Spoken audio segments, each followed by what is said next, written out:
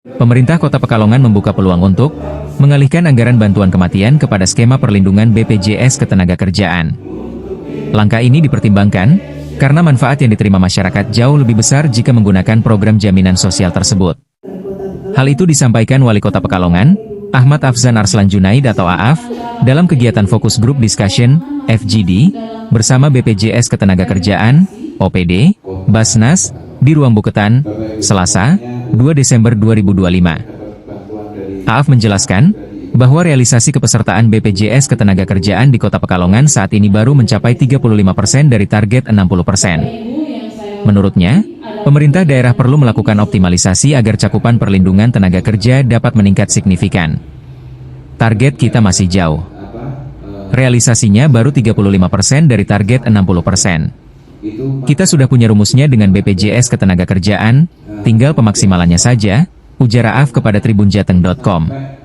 AAF mengungkapkan bahwa pemerintah daerah tengah mempertimbangkan integrasi bantuan kematian senilai Rp1 juta yang selama ini diberikan kepada masyarakat. Jika dialihkan menuju pembiayaan kepesertaan BPJS Ketenagakerjaan, manfaat yang diterima warga akan meningkat drastis. Kalau dari kita hanya Rp1 juta, sementara dari BPJS bisa mencapai Rp42 juta. Ini sedang kita pikirkan mekanismenya, katanya. Sementara itu, Kepala BPJS Ketenagakerjaan Pekalongan, Widi Astri Apriliania, menjelaskan bahwa tujuan utama pertemuan FGD kali ini adalah memastikan seluruh pekerja di Kota Pekalongan dapat terlindungi oleh program BPJS Ketenagakerjaan sehingga kesejahteraan mereka meningkat. Widi mengakui bahwa pekerja dari sektor bukan penerima upah, BPU, masih menjadi kelompok dengan tingkat perlindungan terendah. Banyak pekerja rentan seperti nelayan, petani, dan pekerja informal lainnya yang belum terdaftar sebagai peserta. Maksimalkan potensi kerjasama kita dengan BPJS Ketenagakerjaan. Ini nanti kan rapat akan dipimpin Pak Sekda, tadi dari saya hanya arahan-arahan saja karena target kita masih jauh. Realisasinya baru 35%, ini target 60%. Dan nanti akan kita gali, kita sudah punya rumusnya dengan BPJS Ketenagakerjaan, tinggal pemaksimalannya saja.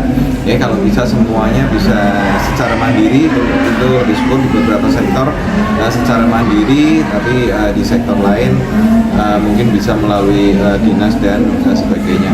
Jadi masih banyak potensi. Ini mudah-mudahan nanti sesuai dengan target bisa 60%, karena kalau 35% itu masih sangat rendah sekali ya Bu Widya, masih sangat rendah. Mudah-mudahan lah dari FGD ini kita bisa memaksimalkan, karena ini kan hampir stakeholder maupun dinas yang diundang semuanya hadir untuk yang berpotensi termasuk yang pekerja rentan, masyarakat, terus RT RW, guru TPD, Madin, semuanya sudah. Tinggal nanti kita akan mensinkronkan bantuan dari pemerintah, yang bantuan kematian dari pemerintah yang 1 juta itu, apakah nanti bisa kita ikutkan di BPJS Ketenagakerjaan, karena manfaatnya lebih besar kalau dari kita kan hanya 1 juta, kalau dari BPJS bisa 42 juta, tapi mekanismenya masih kita pikirkan nanti. Jadi anggaran itu akan kita alihkan ke BPJS Ketenagakerjaan saja supaya masyarakat bisa mendapatkan manfaat lebih besar.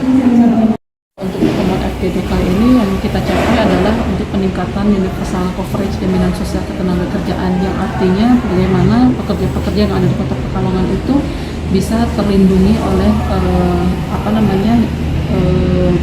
manfaat BPJS Ketenagakerjaan, karena efeknya nanti adalah untuk meningkatkan kesejahteraan pekerja yang ada di Kota Pekalongan itu sendiri.